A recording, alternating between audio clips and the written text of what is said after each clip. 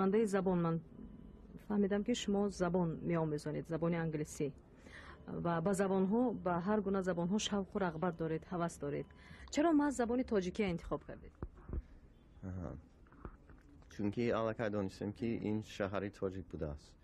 برای همان اینجا به آمدیم زبان تاجیکی آموختیم. اگر مثلا در شهر تاشکند زندگی میکردم البته و زبان ازبکی یاد میگفتم. این سمرقند شهر تاجیک برای همان اما همسایمان تاجیکی گپ میزنن. بچه ها از همسایه تاجیکو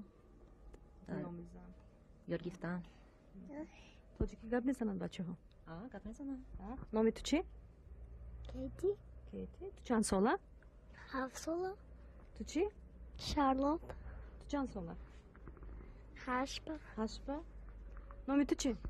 الین. چی؟ الین. الین؟ چند به در آمدی؟ 4. چوربه؟ چوربه. Assalamu alaikum. سورو جان assalamu alaikum. من گپ زدن نمیتونم. هیچ زبان نه. چند ساله شد سورو جان؟ 1.5 سال. 1.5 سال. کجا به تولد شدگی؟ پاکستان با. پاکستان رفتن. تولد شدم. بسیار ناز. لیکن تاجیکی میفهمد. میفهمد؟ سوسکت میگم میتونم. شما چیکار کردی مشغول رو؟ من هنرشین. خانم با کار میکنم با چوکاته.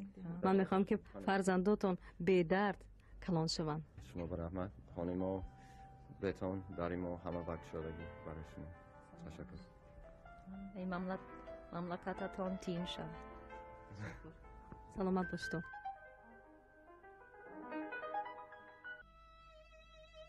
در سمرقند با کدام خانواده وارد